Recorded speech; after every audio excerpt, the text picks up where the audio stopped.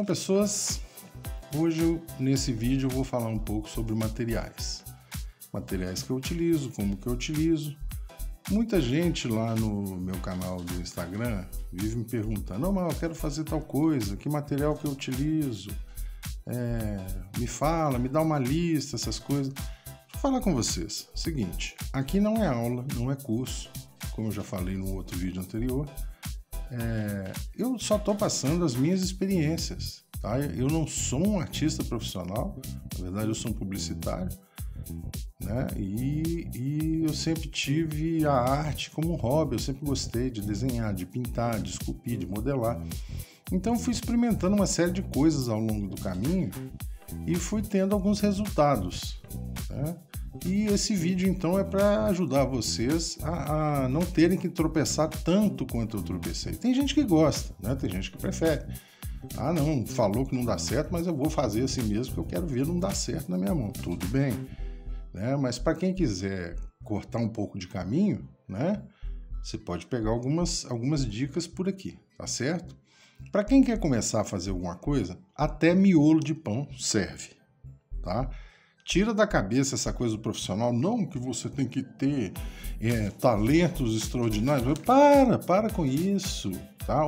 A arte como hobby, é uma coisa sua, uma coisa pessoal, é a sua expressão, você vai fazer do seu jeito, tá? Então, se você quiser fazer um bonequinho lá de miolinho de pão, beleza? Faz o seu bonequinho de miolo de pão, ok? Agora aqui eu vou dar algumas dicas de materiais que eu separei em algumas classes, tá? Eu vou separar massas permanentes de massas temporárias. Por que isso? Isso aqui, por exemplo, ó, isso aqui é uma clay, isso aqui é uma clay, isso aqui é aquela massinha de criança, tá, gente? Que eu acabei juntando as bolotas e fiz uns pacotinhos aqui na época, era o que eu precisava. Essa essa clay padrão, infantil, tá vendo? Ela é molinha, gostosinha de mexer, tá?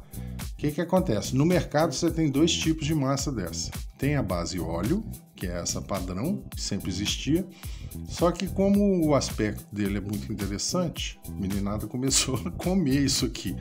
Então eles lançaram uma outra que é alimentícia. Vocês vão perceber, eu não tenho ela aqui, né? Porque eu não gosto, eu acho ela meio... Para mim ela não tem utilidade nenhuma, né? Não serve para nada. Mas ela é mais brilhante, ela tem uma cor mais radiante, mais viva, menos opaca, menos fosca que essa, né? E ela tem uma base alimentícia, ela tem uma espécie de farinha na composição. Vocês veem que ela, se vocês tiverem alguma aí que vocês puderem acessar, ela não tem essa maleabilidade, essa flexibilidade, ela racha, ela trinca, né, nas juntas, justamente por causa da falta desse composto ceroso que a massinha, a clay tem, tá? Então ela é diferente. Você tem essa clay infantil, padrão. Aqui a gente tem uma clay profissional. O que muda nisso aí?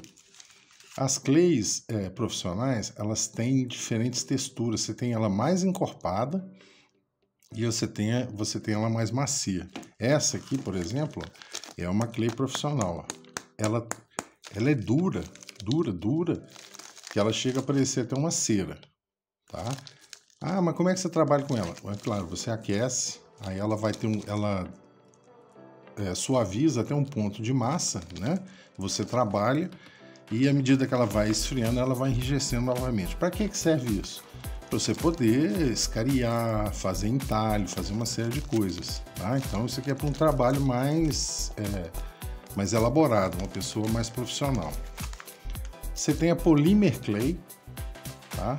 Que é uma massa que quando ela está em repouso, ela fica um pouco mais dura e à medida que você vai manuseando, ela vai suavizando, vai ficando mais mole. Aí você deixa ela descansar, você faz uma queima dela e ela enrijece e fica daquela forma para sempre, tá? Ela vira uma espécie de uma porcelana. Você tem massas profissionais de modelagem, de escultura, né? Aquela que o pessoal usava, né? Hoje em dia já não se usa mais, para fazer modelo de carro. Também é uma clay mais cerosa, não chega a ser uma cera, mas ela é quase que uma cera, tá? Ela aceita ainda um pouco de modelagem em temperatura média. e a cera propriamente dita, que é bem rígida mesmo. A gente normalmente usa para derreter, encher um molde. Você já tem aquela peça que você tirou o molde dela numa outra situação, né? E você quer dar mais um retoque, mais uma suavizada naquele trabalho. Ou fazer mais alguns entalhes, fazer alguma marcação, então você utiliza da cera, tá? A gente tem as cerâmicas frias, tá? Você tem ela branca, você tem ela areia, agora lançaram uma versão que é pedra, tá? Parece pedra, cinzenta, né? Tá até vazando pela embalagem. Vocês já notaram que eu sou fã disso aqui, né? Você tem uma outra cerâmica fria também, né? Eu prefiro chamar de cerâmica acrílica, porque eu vou explicar o que eu chamaria de cerâmica fria, só que é de outra marca. Aqui nós temos uma massa de preenchimento. Aqui nós temos os famosos... como é que chama? Gente, epóxis, tá? Bicomponente, tem gente que usa muito. Qual que é a diferença desse material? Espera que eu vou soltar o cachorro. Vai, criatura. O que é uma massa temporária? Eu uso uma clay.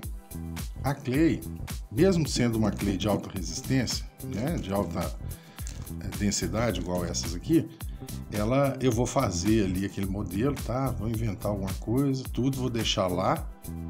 Eu vou tirar um molde dela. Por quê?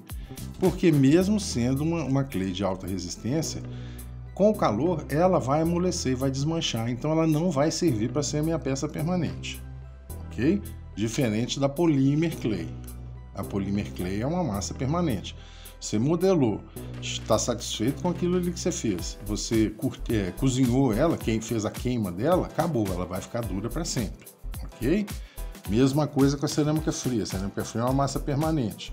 Ela vai secar no tempo, né, no ar, e vai ficar com aquela forma para sempre, tá? Você pode tudo você pode moldar, independente de ser uma peça permanente, de massa permanente ou não. Mas é aquela história. Essa aqui, a polymer clay, ela já vira o produto final, ok? E a mesma coisa com os epóxis. O epóxi você faz a mistura, com o tempo ele vai endurecendo, enrijecendo, vira aquela pedra e você não vai mexer mais com aquilo. Passou a ser um objeto permanente. Inclusive, você pode também utilizar tanto esses três aqui, ó, a polymer clay, o epóxi e a cerâmica acrílica, você pode já utilizar para a peça final. Acabou, você fez o acabamento, a peça está de acordo com o que você quer, você pode pintar e mandar o sarrafo. Agora, com as massas não dá. Ah, mas eu posso usar essa massinha de criança? Gente, pode, claro que pode. Tá? Você não vai fazer um produto industrial, uma peça para fazer parte de um equipamento cirúrgico, médico. Você está fazendo uma arte sua, você está brincando, você está se divertindo ali, né? Você está utilizando ali a sua criatividade, você está expressando, você está descarregando aquele estresse seu na massa, né? Essa aqui está até um pouco... A massa infantil ela é mais macia, essa aqui está um pouco dura porque ela ficou muito tempo parada. Ah, mas aí eu vou fazer o quê? Pode fazer, faz o seu modelo na massa, deixa ele descansar, a massa vai encorpar um pouco, se quiser deixa num lugar bem fresco, bem frio, pode até botar um pouquinho na geladeira, não muito por causa da umidade, né? Senão ela vai ficar suada, né? Tira o molde dessa peça, molde em silicone, ó, ficou parecendo até um bichinho aqui, ó, uma boquinha, bem esquisito. Tira o seu molde de silicone e reproduz a sua peça em outro meio, em outro material, ok? Massas de... Isso aqui, por exemplo, ó. Isso não é para fazer a modelagem. Isso aqui é uma massa de preenchimento, tá? Uma massa de correção. Você usa para quê?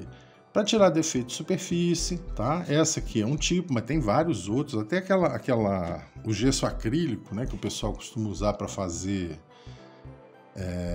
relevo na pintura, né? Dar um volume maior na têmpera, também serve, né? Porque eles são macios, eles vão entrar bem onde tiver uma fresta, uma greta, né?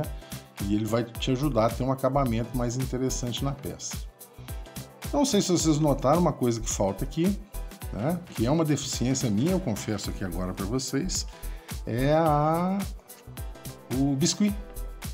Gente, eu nunca consegui trabalhar bem com biscuit, tá? O biscuit eu chamo de cerâmica fria. Por que eu chamo esse aqui de cerâmica acrílica? Porque eu trato o biscuit como cerâmica fria, tá? O que acontece com o biscuit? Hoje em dia você tem o biscuit industrial, né? Produzido, né? Todo com químico, essas coisas. Ele ele é mais perene. Antigamente, quando eu comecei a mexer, você tinha que fazer o seu próprio biscuit. Fazia com farinha, com uma série de coisas. E por ser uma coisa orgânica, ele adoecia. Parece engraçado falar isso, mas ele adoece. Tem uma série de micro-organismos, bactérias, essas coisas que atacam a superfície não só a superfície, como o interior do produto também. Ele mofava, ele estragava, entendeu? Hoje em dia, com os químicos, isso reduz um pouco. Só que eu não tenho muita destreza, no caso do biscuit, para chegar no resultado que eu quero, no tempo que ele leva para secar. Eu gosto de ficar ali um tempo, sabe? Dando aquela volta ali, dou aquela baixadinha e tal. E o biscuit, ele é mais rápido, né? Ele tem o tempo de secagem dele. Para quem entende bem, se quiser depois passar umas dicas aqui, eu repasso tranquilamente para o pessoal. Eu estou citando uma deficiência minha mesmo, clara mesmo, tá? Estou confessando uma falha nesse meu processo de criação. Nunca me adaptei, tá? Fora essas massas aqui, você tem os recursos domésticos, né? Que é o quê? É o papel higiênico picado misturado com cola. Você faz o papier mâché. O papier mâché, para mim, é uma das que tem mais diversidade de variação depois da plastilina, né? Que você tem N graduações, N durezas, N tipos, né? N marcas. O papier mâché também você pode fazer ele. Eu já vi gente fazer picando, batendo no liquidificador o papel higiênico ou papel toalha molhado, tira, faz aquela massa, põe dentro de um tecido e dá aquela torcida, igual faz com mandioca, e tira o líquido e aproveita a massa. Tem a fitagem também, né, que o pessoal vai colocando tiras de papel, pode ser normalmente jornal, e vai cobrindo, revestindo uma superfície, passa cola, põe uma tira, passa cola, põe uma tira. Serve bem para fazer carapaça, fazer crosta, cúpulas, né, essas coisas. E deixa eu ver se eu lembro de mais alguma variação disso. Não, eu acho que é do papier mâché, que eu já tenha lembrado, que eu já tenha feito, né? Foram essas. Tem outras utilidades também para o papel, mas isso eu vou falar num outro vídeo, quando eu for falar da questão de cartonagem, tá? Muito provavelmente, se eu tiver tempo para produzir, né, eu vou tentar manter esses vídeos 2 por semana, mais ou menos, né? E para poder não ficar aquela defasagem muito grande com vocês, tá? No próximo vídeo eu vou tentar falar a respeito de suportes, tá? Mas não é suporte de apoio, não. É suporte o seguinte: eu quero fazer uma peça gigante gorda. Você não vai fazer ela toda de massa, né? Então você tem uma série de meios, de recursos que você pode criar volumes, né, para depois você fazer o seu trabalho por cima daquilo ali, que vão te economizar tempo, material e vão deixar a sua peça com um peso não tão exagerado, tá ok? Então por hoje é isso aí, ó. Se vocês acharem que ficou faltando alguma coisa, alguma informação, alguma dica, é só me falar, tá? Essa massa aqui em especial, eu vou fazer um vídeo específico falando só sobre ela, tá? Que apesar dela não ser não ter um acabamento, tipo assim, por exemplo, de uma cera ou de uma polímer, clay, porque a superfície dela, quebrou um pedacinho. Tudo bem, eu aperto aqui e ele fica. O suporte dela, né, como é que chama? A carga, né, que vai nela, ela é um pouco granulosa, né? Aqui a carga você tem o quê? Você tem cera, você tem óleo, você tem uma série de coisas que são bem macias, bem suaves, né? Tanto na amadora, na doméstica, quanto na profissional, né? Tá vendo? Você tem uma plasticidade fora do comum aqui. Por quê? Porque a carga que está aqui, ó, ela não é granulosa, ela é muito fina, ela é cerosa, né? Nem sei se existe essa palavra, mas tá valendo. Aqui você tem algumas cargas que são um pouco grânulos, né? Nessa aqui mais ou menos, nessa aqui um pouco mais, e na pedra eu não sei porque eu não testei ainda, eu comprei esse pacote aqui e ainda não abri, tá? Então ela pede alguns truques, algumas coisas um pouco diferenciadas para você ter um resultado bem interessante com ela. Mas é uma massa extremamente maleável, extremamente flexível. Ela pode ser utilizada de N maneiras, tá? Eu já vi muita gente perder essa massa por não saber utilizar. Então eu vou dedicar um vídeo exclusivamente só para ela, tá? Não tem jabá, não tem nada, por isso que todo mundo já conhece, sabe que marca que é. Tá dando para ver aqui do lado, mas não é jabá, não tem nada. Por isso que eu deixo viradinho assim para não ter que arrumar encrenca com a marca propriamente dita, ok? Espero que vocês tenham gostado. Como eu já disse antes, qualquer dúvida vocês podem me mandar uma mensagem que eu vou complementando esses vídeos aí. Esse é o primeiro, espero que esse seja o primeiro de muitos, tá? Obrigado pela audiência, né? Se é que alguém vai querer vir aqui esses dias, tá? E até o próximo. Grande abraço.